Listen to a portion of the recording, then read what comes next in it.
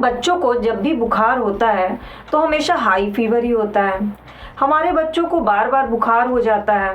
हमारे बच्चे का जब बुखार होता है तो वो 3 दिन तक उतरता ही नहीं है और ऐसे में हमारे मन में ये थॉट आते हैं कि कहीं इस बुखार का असर बच्चों के दिमाग पे ना पड़ जाए और हम लग जाते हैं इन सवालों का जवाब खोजने के लिए। कभी डॉक्टर से डिस्कस करते हैं, कभी बड़े बुजुर्गों से डिस्कस करते हैं और कभी गूगल और यूट्यूब पे सर्च कर लेते हैं। हेलो माय करची से कलम तक फैमिली, मैं हूँ रचना और आज मैं आपके इन सभी सवालों, सभी डाउट्स को क्लियर करने के लिए आई हूँ। बहुत ही ऑथेंटिक रिसोर्स से आपके सारे सवालों का जवाब इस वीडियो में है। वो सोर्स हैं आयुर्वेद और चरक संहिता, जिसे मैं रेगुलर बेसिस पे पढ़ती हूँ और जैसे ही मैंने इसे पढ़ा मुझे लगा कि एज अ पेरेंट्स, बाकी पेरेंट्स को ये बेसिक इन्फॉर्मेशन होना बहुत ज़रूरी है ताकि जब भी उनके बच्चों को बुखार हो, हाई फीवर हो, बुखार 3 दिन तक ना उतरे तो वो पैनिक ना करें, घबराएं नहीं और इस बात को जानने के बाद अपने आप आपके अंदर से वो सारे नेगेटिव थॉट्स डिलीट हो जाएंगे। तो क्या है वो सारे नेगेटिव थॉट? सबसे पहले, बच्चों को बार बार बुखार चढ़ना क्या अच्छा है? जी हाँ, बच्चों को बार बार बुखार चढ़ना अच्छा होता है। क्यों? क्योंकि उससे बच्चों का शरीर भविष्य के लिए तैयार होता है। अब कैसे भविष्य के लिए तैयार होता है? जैसे आपके बच्चे की आपने शुरू से आदत डाल दी अगर गर्म पानी से नहाने की, तो कभी वो ठंडे पानी से अगर नहा लेगा तो उसको वो तुरंत बीमार पड़ जाएगा। तो आपने उसके शरीर को तैयार नहीं किया उस सिचुएशन के लिए। सेम इसी तरह से बुखार होता है। बच्चों को जब बार बार बचपन में बुखार होता है तो उनका शरीर इम्यून होता है। फीवर जो है उनकी इम्यूनिटी पावर को बढ़ाती है। कैसे बढ़ाती है मैं आपको ये क्लियर करती हूँ।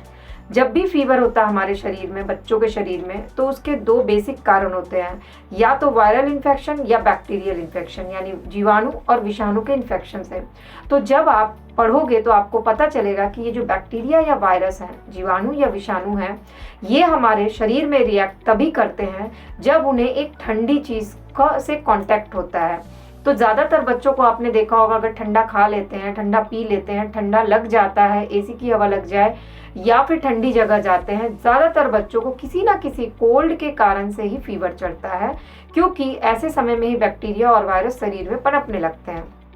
अब जब वो शरीर में घुस गए तो बच्चों का शरीर उनके खिलाफ फाइट करता है। तो फाइट करने में जो उनके शरीर के अच्छे बैक्टीरिया होते हैं वो इन बुरे बैक्टीरिया से फाइट करते हैं और इससे क्या होता है, उनके शरीर में गर्मी बढ़ती है, हीट आता है और जैसे ही हीट आता है तो उन्हें हाई फीवर हो जाता है और हाई फीवर होते ही जो बैक्टीरिया और वायरस हैं वो अपने आप धीरे धीरे खत्म हो जाते हैं। आयुर्वेद में ये लाइन बहुत ही क्लियर कट लिखा हुआ है कि ह्यूमन बॉडी की में जितनी भी बीमारियां होती हैं उन सब का इलाज ह्यूमन बॉडी में ही है। उसके लिए बाहर से किसी दवा की ज़रूरत नहीं होती है। लेकिन चूंकि बच्चों का मामला होता है तो जैसे ही हाई फीवर होता है पेरेंट्स घबरा जाते हैं और तुरंत डॉक्टर के पास जाते हैं और तुरंत दवाइयाँ शुरू कर देते हैं।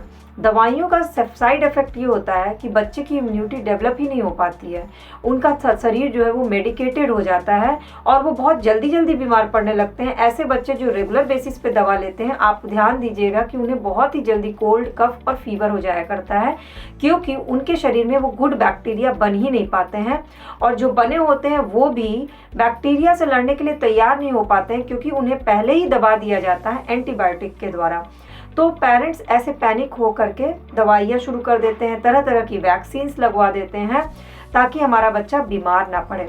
लेकिन अगली बार से जब भी आपके बच्चों को फीवर हो तो प्लीज़ ये ध्यान रखिए कि उन्हें 3 दिन बिना किसी दवाई के आयुर्वेदिक या घरेलू उपचार करिए। उसके कोई साइड इफ़ेक्ट्स नहीं है, वो फीवर को कंट्रोल ही करेगा, सीधे कम नहीं करेगा। 104 के बुखार को सीधे 98 पे आयुर्वेदिक उपचार नहीं लाता है।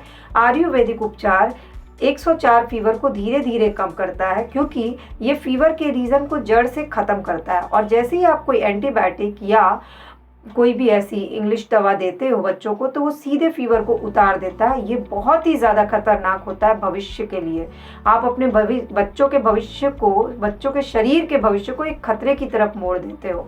और जो ये धारणा है ना कि अगर बुखार नहीं उतरेगा तो बच्चों के माइंड पे, मस्तिष्क पे उस असर हो जाएगा, ये बिल्कुल गलत धारणा है। और इसका पूरा डिस्क्रिप्शन जो है वो पुराने चरक संहिता आयुर्वेद में बहुत ही डिटेल में दिया हुआ है। तो कभी भी अपने मन में ये थॉट मत लाइए कि हाई फीवर है तो बच्चों के दिमाग पे चढ़ जाएगा, ऐसा नहीं होता है।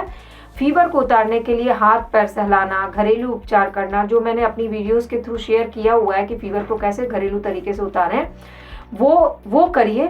3 दिन तक कोशिश करिए कि बच्चों को किसी भी तरह की दवा, एंटीबायोटिक्स मत दीजिए, अगर भविष्य के लिए बच्चों के शरीर को तैयार करना और उनकी इम्यूनिटी स्ट्रॉन्ग करनी है। हाँ, लेकिन अगर 3 दिन तक बुखार नहीं उतरता है तब तुरंत आप डॉक्टर को कंसल्ट करिए ताकि ये पता चल सके कि फीवर का कोई और रीज़न तो नहीं है। अगर आपको ये वीडियो यूज़फुल लगी होगी और पेरेंट्स को ये जानना ज़रूरी लगेगा तो इस वीडियो को अपने फ्रेंड्स एंड फैमिली से शेयर कर लीजिएगा। नीचे लाइक बटन को प्रेस करिएगा। कमेंट सेक्शन में जाके अपने डाउट्स, अपने क्वेश्चंस, अपने क्वेरीज और इस वीडियो से रिलेटेड जो भी सवाल होंगे वो मुझे ज़रूर मैसेज करिएगा। मैं कोशिश करूँगी आपके सभी सवालों का जवाब देना। और मेरे इस परिवार का परमानेंट मेंबर बनना चाहते हैं, वो भी फ्री ऑफ कॉस्ट, तो सब्सक्राइब बटन को क्लिक करके बेल आइकन को प्रेस कर लीजिए ताकि फ्री ऑफ कॉस्ट सारी वीडियो अपडेट आपको मिल जाए। और इस वीडियो के बाद मेरे चैनल को विजिट करके मेरे चैनल की प्लेलिस्ट को जरूर देखिएगा, आपको ढेर सारी यूजफुल इन्फॉर्मेटिव वीडियोस मिल जाएगी। Thanks for watching this video.